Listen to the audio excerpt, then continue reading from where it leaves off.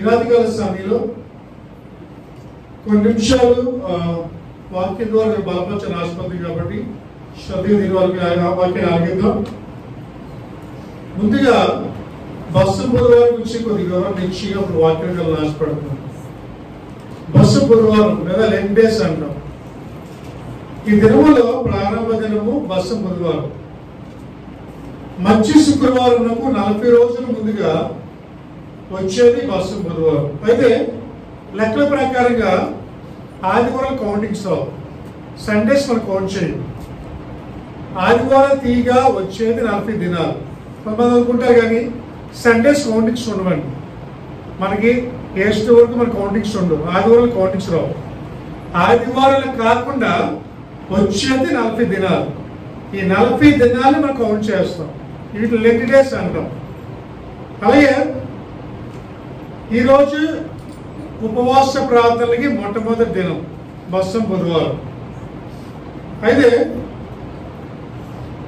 బస్సము అనగా బూడిద అని అర్థం. బస్సము అనగా బూడిద. దుఃఖమునకు ప్రాయశ్చిత్తమునకు గుర్తుగా ఉండేదే బూడిద బస్సము. పశ్చాత్తాపమునకు దుఃఖమునకు. ఎవరైతే పాప విషయంలో దుఃఖపడుతుంటారో పశ్చాత్తాపడుతుంటారో దేవుడు వాళ్ళ పాపముల నుంచి వాళ్ళ పాపములను భస్మము చేసి వాళ్ళకి పవిత్రత కలిగి చేస్తారనే ఉద్దేశంతో ఈ బస్సు బుధవారాన్ని మనం చేస్తూ ఉంటాం. అంటే భస్మము దేనికి సూచన అంటే దుఃఖమునకు ప్రాయశ్చిత్తమునకు. యేసయ్య శిలువకు నిదర్శనముగా ఉండేది ఈ భస్మ బుధవారం. అయితే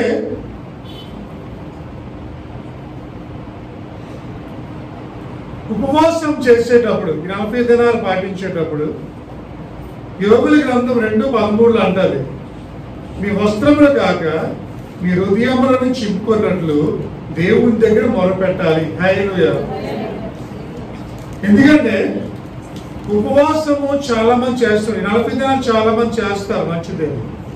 అయితే 40 days మనం ఫాస్టింగ్ చేసేటప్పుడు పశ్చాత్తాపడేటప్పుడు మనం ఏ విధంగా దేవుని ఆరాధన చేస్తాం అనేది ప్రాముఖ్యమైన విషయం. కాబట్టి యేసయ్య మనం ఆరాధన చేసేటప్పుడు చాలా జాగ్రత్తగా ఉండాలి. చాలా జాగ్రత్తగా యేసయ్య దగ్గర పశ్చాత్తాపడి ప్రార్థన చేయాలి. కాబట్టి మన హృదయాన్ని దేవునికి ఇస్తూ ఎక్కువ సమయము దేవుళ్ళు గడపడమే ప్రార్థన. హల్లెలూయా. ఉపవాసం ఉంటాం, దేవుని ఆరాధన చేస్తాం. ఈ 40 దినాలు ఉపవాసం చేస్తాం. అయితే చాలా మందికి అడిగారు, లెంట్ అనే పదం బైబిల్లో ఉందా? బైబిల్లో ఎక్కడా లేదు. అయితే ఆచరించమని కూడా ఎక్కడా లేదు బైబిల్లో. అయితే ఎందుకు బైబిల్లో లేదు చెప్పండి? బైబిల్ ఎందుకు రాయలేదు లెంట్ గురించి? ఇది మధ్యలో వచ్చింది. బైబిల్లో రాసిన తర్వాత కొన్ని సంవత్సరాలు, క్రీస్తు శకం కొన్ని సంవత్సరాలు వచ్చింది ఈ లెంట్ అనే పదం. కాబట్టి మన బైబిల్ అక్కడ కనిపించదు. అయితే కొంతమంది ఏంటంటే యేసయ్య బాప్టిస్ట్ పొందే ముందు 40 దినాలు ఉపవాసం ఉండి దేవుళ్ళలో కనిపెట్టి ప్రార్థన చేసి అప్పుడు బాప్టిస్ట్ పొందారు కాబట్టి దాని ఆచరణ తీసుకున్న ప్రకారంగా తీసుకొని 40 దినాలు ఉపవాసం ఉంటాం. అయితే ఏదైనప్పటికీ ఉపవాసము చాలా మంచిది. దేవుడిని ఉపేక్షిస్తూ దేవుడిని ఆరాధన చేస్తూ పశ్చాత్తాపడుతూ దుఃఖపడుతూ దేవుని ఆరాధించాలి. అయితే ఉపవాసం చేసేటప్పుడు ప్రార్థన చేయకపోతే ఉపవాసం చేయకూడదు.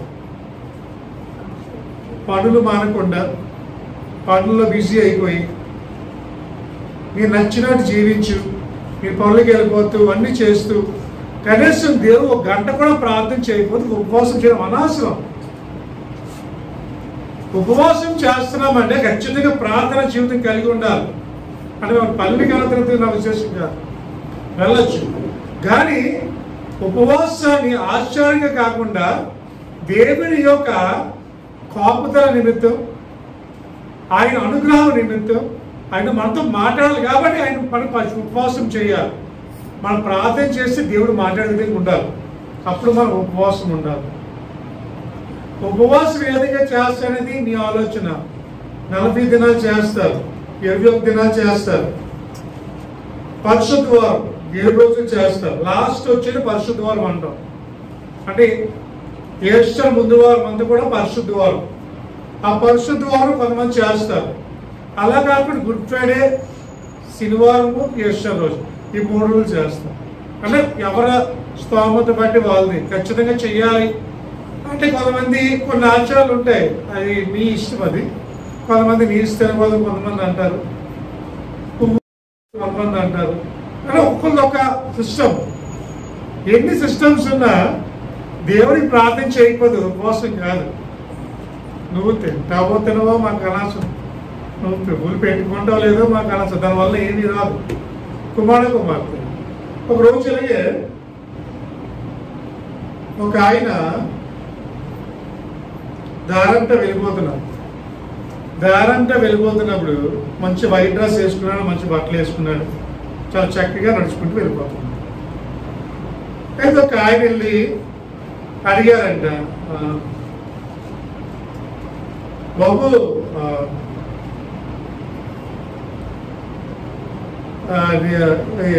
చర్చికి వెళ్తున్నావు కదా, దేవుడిని ప్రార్థన చేస్తున్నావు కదా, నీసు తిన్నామని అడిగారండి. ఏమడిగారు? నీసు తిన్నాము. అబ్బాయి తినండి నీసు, ఈ 40 దినాలు తినండి, ఈ 40 దినాలు తర్వాత తినేస్తానండి. అంటే ఈ 40 దినాలే ఉపవాసం ఆచరిస్తావా? దాని ప్రకారంగా వెళ్తావా? కుమారుడు కుమార్తె, నువ్వు దేవుళ్ళు ఉంటే జీవితాంతం ఉండాలిగా, ప్రతినంతకాలం వాళ్ళకు ఉండు. దేవుళ్ళు చక్కగా ప్రార్థన చేస్తూ, దేవుళ్ళు ఎదుగుతూ, నువ్వేం తినకూడదని పక్కన పెట్టి. అంటే కొంతమంది ఏంటంటే ఈ 40 దినాలు సిగరెట్ తాగను, మందు తాగను, అది తిన్ను, ఇది తిన్ను, అంటే 40 దినాలే అవి. మరి మిగతా దినాలు అంటే నీ ఇష్టమే, నీ లోకాసరిగా జీవించి ఈ 40 దినాలే ఉంటే పరలోకంకి వెళ్ళిపోతావా? మనం ఎన్ని సంవత్సరాలు జీవించినా అన్ని సంవత్సరాలు దీనికి అనుకూలంగా జీవించాలి. అది ప్రాముఖ్యమైన విషయం. ఎందుకంటే మన దేవుడిని ఆరాధించేటప్పుడు, ఉపవాసం ఉండేటప్పుడు వేషధారుల వల్ల ఆచరించబడదని మత్తయి 6లో ఉంది. నీ రహస్యం ఉందని తండ్రికి రహస్యంకి వెళ్ళి నువ్వేం చేయాలి? ప్రార్థన చేయి. ఉపవాసం ఉన్నావు, సన్నిధికి రాకపోతే ఉపవాసం ఉపయోగం లేదు. దేవుళ్ళలో ఇంట్లో ప్రార్థన చేయకపోతే ఉపవాసం ఉపయోగం లేదు. 40 దినాలు ఉపవాసం ఉన్నాయి గారు అండవు. తిండి ఒకటి తింటారు, మిగతావన్నీ చేస్తారు. మరి ఉపవాసం ఉండండి. జ్యూస్ మానరు, ఒక గ్లాసు జ్యూస్ తాగేసి ఉపవాసం ఉన్నాను అయ్యారు అంటే అవుతుందా? ఆ గ్లాస్ జ్యూస్కి కొడమిండిపోతుంది, ఇంకా అన్నంతో పనే ఉంది. అన్నం ఒకటి తినరు, మిగతావన్నీ తినేస్తారు. దానియేలు ఉపవాసం ఉన్నప్పుడు మంచి నీళ్ళు కూడా తాగలే. మోషే ఉపవాసం ఉన్నప్పుడు నీళ్లు కూడా తాగలేదు. యేసులో ఉపవాసం ఉన్నప్పుడు నీళ్లు కూడా వాళ్ళు ఉండగలరు, ఎందుకంటే ఒక దైవశక్తి అలా ఉంటారు. మన కనీసం మంచిగా తాగలేండి, నీళ్ళు తాగకుండా ఉండడం కష్టం. నీళ్ళే తాగొచ్చు. అలాగే జ్యూసులు అవన్నీ తాగడం వల్ల ఉపవాసం ఉపయోగం ఉండదు. కుమారుడు ఉపవాసం ఉంటాం, టిఫిన్ చక్కగా తినేస్తాం మార్నింగ్. ఏమంటే భోజనం ఒకటే తినాం, మిగతావన్నీ తింటాం. కావలసిన పొయ్యిలు కొనుక్కుంటాం, అన్నీ తింటాం. తిండి ఒక్కటే తినాం. అది ఉపవాసం కాదండి. నువ్వు ఆచరిస్తావు, నువ్వు ఉపవాసం చేస్తున్నావంటే దానికి తగ్గ ఫలితం నువ్వు పొందుకోవాలి. ఉపవాసం చేసిన తర్వాత దాని యొక్క ప్రతిఫలం నువ్వు పొందాలంటే నువ్వు ప్రార్థన జీవితము కలిగి ఉండాలి. లేకపోతే దాని వల్ల ఉపవాసం వల్ల ఉపయోగం లేదు. కుమారుడు 40 దినాలు ఉంటావు. ఉదయం నుంచి 3 వరకు ఉంటారా, లేకపోతే రాత్రి ఉంటారా అనేది మీ దేవుడు మాట్లాడిన బట్టి మీరు ఉంటారు. కానీ ఉన్న టైంలో మాత్రం దేవునితో గడిపే వరకు ఉంటాను. పనికి వెళ్ళు, కానీ ప్రార్థన చేసుకో. ముందు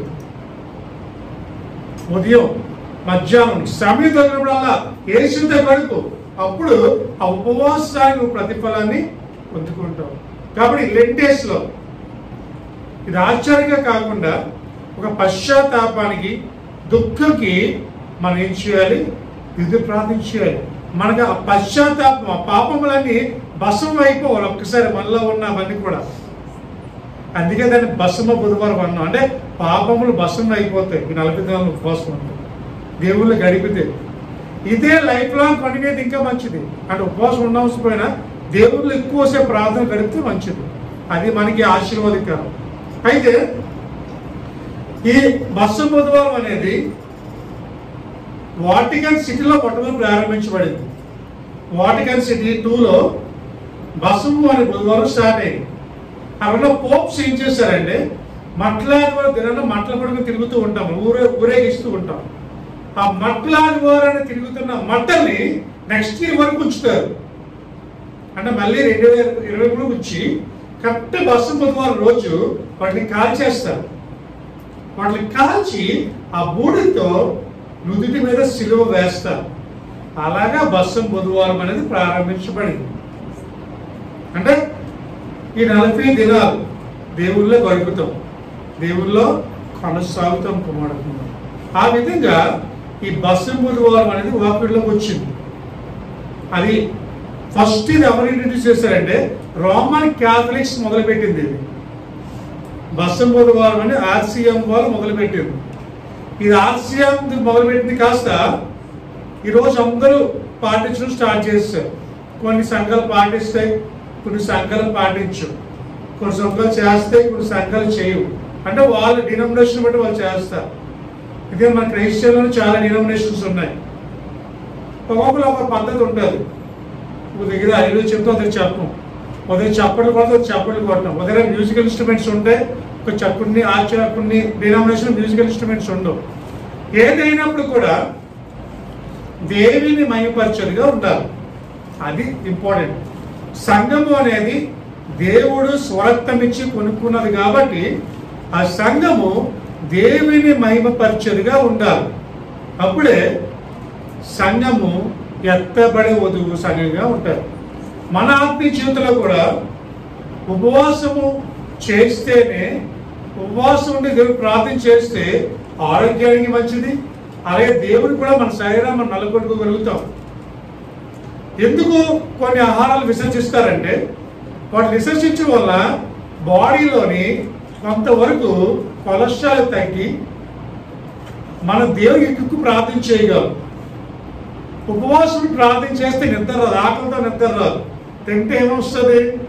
నిద్ర వచ్చేస్తుంది. అందుకే మనం కుటుంబ ప్రార్థన చేసుకున్నట్టు కూడా తినక ముందు చేసుకోమంటారు కుటుంబ ప్రార్థన. ఎందుకని తిన్నతో చేస్తే ఆవేదనలు వస్తుంటాయి, పాటలు పాడినా సరే. అందుకనే ఎప్పుడైతే ఆకలితో ఉంటుందో శరీరము అప్పుడు నిద్ర తోమివ్వదు, ఛాన్స్ ఉంటుంది పడుకోవడానికి. ఎందుకంటే లోపల ఆకలిస్తే నిద్ర ఎప్పుడు పడుతుంది? ఆ టైంలో ఎక్కువ దేవుళ్ళు ఎక్కువ గడపగలరు, పశ్చాత్తాపడగలరు. ఎప్పుడైతే తింటామో ఆటోమేటిక్గా నిద్రలో సాధన కూడా వెళ్ళి నిద్రలో తీసుకెళ్ళిపోతాం. అందుకనే ప్రార్థన చేసుకునేటప్పుడు అందుకనే ఈ 40 days లైట్ ఫుడ్ తీసుకోవడానికి కారణం అదే, ఇంక వేరే ఉద్దేశం ఏం కాదు. హెవీ ఫుడ్ తింటే దేవుడు ప్రార్థన చేయలేమని చెప్పి లైట్ ఫుడ్ తింటూ ఉంటాం. అది మీరు తింటారు లేదని మీ ఇష్టం, అది కంపల్సరీ అని కాదు. అయితే బూడిద వల్ల కలిగే ఉపయోగం ఏంటో కొన్ని విషయాలు మీతో పంచుకుంటాం. బూడిద యొక్క విలువ. మొట్టమొదటిగా బూడిద ఎంత విలువైందంటే యోనా గ్రంథం 3:6 అంటాడు అన్నమాట. యోనా గ్రంథం 3:6 ఆ సంగతి నినివే రాజులకు వినబడినప్పుడు అతడు తన సింహాసనం మీద దిగి తన రాజ్య వస్త్రములు తీసివేసి గోనె పట్ట పట్టుకొని బూడిదలో కూర్చుండెను. హల్లెలూయా. క్లియర్ గా ఉంది, బూడిదలో కూర్చుండెను. ఒక వార్త వచ్చింది, యోనా వచ్చి 3 దినాలు ఆ పట్టణాలంతా ప్రకటించాడు. దేవుడు మీ పట్టణం మీద కోపం వచ్చింది, దేవుడు మీ పట్టణాన్ని నాశనం చేయబోతున్నాడు, మీరు చేసే పాపాలను బట్టి వేసే కోపం వచ్చి మీ దేశాలంతా నాశనం చేయాలని యోనా మొత్తం ప్రకటించాడు. ప్రకటించి కొండ మీద కూర్చొని చూస్తున్నాడు, ఎలాగ పట్టణం పాడైపోద్దా అని. అయితే రాజుకి ఈ విషయం తెలిసింది. రాజు వెంటనే ప్రకటించాడు, ఆ సంగతి వినిన రాజు విన్నప్పుడు అతను సింహాసనం నుంచి దిగి తన రాజ్యవస్త్రం తీసివేసి గోనె బట్ట కట్టుకొని బూడిదలో కూర్చుండి ప్రార్థించాను. హల్లెలూయా. ఎక్కడ కూర్చొని ప్రార్థించేశాడు? బూడిదలో కూర్చొని ప్రార్థించేశాడు. బూడిద కూర్చొని, ఎందుకంటే బూడిద విలువలేండి, బూడిదకి వాల్యూ ఉండదండి. ఎందుకంటే కర్ర కాల్చిన తర్వాత ఆ కర్రలోంచి వచ్చిందే బూడిద. ఆ బూడిదలో కూర్చొని రాజు సైతము ఆ పట్టణం అంతా ఏం చేస్తున్నారంటే దేవుడికి ప్రార్థన చేస్తున్నారు. హల్లెలూయా. వాళ్ళందరూ ఉపవాసం ప్రార్థన చేస్తున్నారు. పట్టణస్తులు అందరూ కూడా ఏమి తినకుండా ఏమి తాగకుండా బూడిదలో కూర్చొని మంచి వస్త్రాలు తీసివేసి, అంటే ఏం చెప్పుకుంటున్నారు? ఇప్పుడు తన హృదయాన్ని చెప్పుకుంటున్నారు. కొంతమంది ఏంటంటే బట్టలు చింపుకోవడం ఉపవాసం అనుకుంటారు.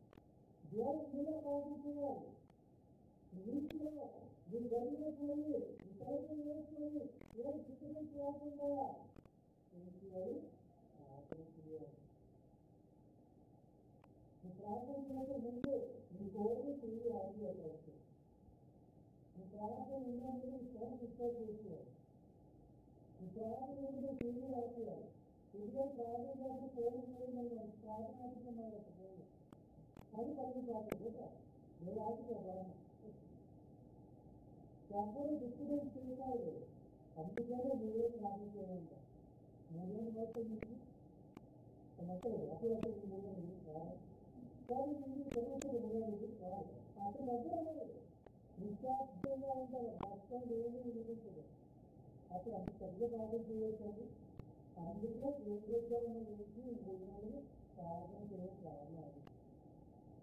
అది అభివృద్ధి పొందాలి. దేవుడితో ఎటువంటి ప్రాబ్లం అన్ని పడుతుంది కదా ఇంట్లో. ఇప్పుడు ఎవరు చూడగలరు, ముందు మంచి ఎక్కడ ముందు ఆ టైంలో వ్యవస్థ చేస్తారు. ఇంట్లో ఎంత ఉంటుందో ఏదైనా లేకపోతే అందరికీ బాగుంది. చాలా ప్రార్థన కాదు, అందరికీ ప్రార్థన చేస్తారు. ఆ ప్రార్థన మీరు ఆలోచిస్తారు. కానీ ప్రార్థన ఆయన ఎక్కువగా ముందు సాధించేస్తాను. అది ఒక అలవాటు మాట్లాడదు. ముందు సాక్షిగా కదా సాధ్యమైతే అన్ని అలవాటైపోతుంది. అప్పుడు అప్పుడు ఆపలేదు. ఎందుకంటే నిజం తెలియస్తే దీన్ని అలవాటైపోతుంది. ఆ టైం కాదు ఇది చాలా నాకు ఏం వస్తుంది అలవాటైపోయి కదా నాలుగు అలవాటు విషయాలు కలగలుగుతుంది. నీరు పక్కన మనం నీరు ఉండదు. ఏం చేస్తుంది స్వభావం అంతకన్నా మీరు ప్రార్థన ఇల్లున ఇద్దరు జీవితమైనది. అది కాదని మిమ్మల్ని నాకు సాధించాలి. కాబట్టి మీరే పక్కన మనకు కూడా అంటే భూజ కూర్చోలేకపోయినా అంతగా దేవుడు ప్రార్థన చేయాలి. ఎందుకంటే అప్పుడు తన భూమితో భూమితో వేస్తున్నారు. భక్తి కలిగి ఆదికాలం 18 అడిగారు. 26 చూస్తే తనలోన ఆదికాలం 18 ఆదికాలం 18 అడిగారు. 26 అడిగారు.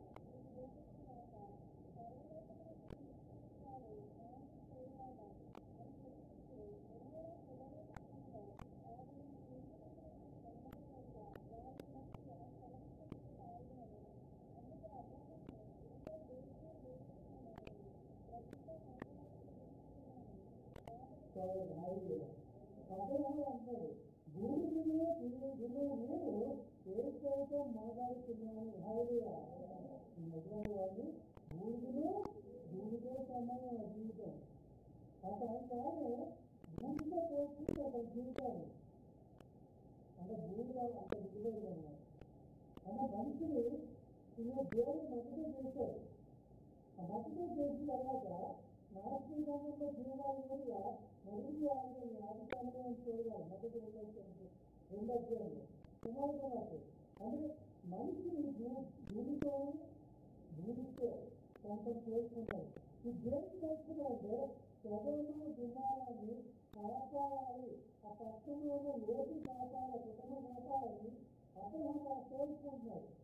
అంటే దేవాలయం ఒకవేళ పక్షంలో 50 మంది ప్రాంతాలు ఉంటున్నారు. ఆ పట్టణాలను కాపాడుతుంది.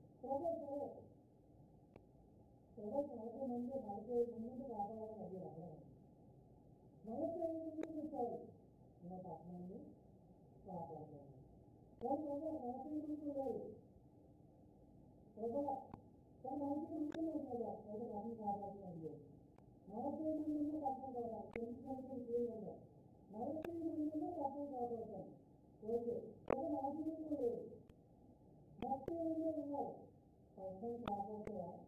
10 మంది కాపాడుతారు. 40 మంది లేదు. 10 మంది లేదు. 10 మంది ఉన్నారు. కానీ 10 మందిని పట్టణం కాపాడతారా? 10 మందినే కాపాడతారు. 10 మంది కాపాడుతారు. పట్టణం కాపాడతారు. ఆ పట్టణం కాపాడతారు అన్నారు. ఇంకా అబ్రహం బాధ్యత ఇంటికి అంటే ఏమి ఇంటి దానికోసమే ఒక్క ఇంటిలో నేను కనిపిస్తాను. ఒక్కనే పాపంలో కనిపిస్తానంటే ఏసీ చేతనంగా ఎక్కడో అంటే పట్నం కాపాడాలని ప్రార్థన కావాలి. మన భారతదేశం దేని కాపాడాలంటే ప్రార్థనతో కావాలి. మన విశాఖపట్నం దేని కాపాడాలంటే 10 మంది ప్రార్థనగా ఉండాలి. అప్పుడు దేవుడి యొక్క పట్టణాన్ని కాపాడుతారు. ఆ 10 మందిని వదిలిస్తారు. ఆ 10 మంది మీరు వదిలిస్తారు. పట్టణం కోసం కూడా ఆ దేశాన్ని, ఆ రాష్ట్రాన్ని, మధ్యకాలం కాపాడుకోవడం ప్రార్థన చేస్తారు. దేవుడు ప్రార్థన మీరు ప్రార్థన వల్ల దేవుడు తక్షణం కాపాడలేదు. అంటారు ఉద్యోగం చేసి ప్రార్థన చేయమంటారు. ఆ ప్రార్థన గురించి దేవుడు తక్షణం కాపాడలేదు.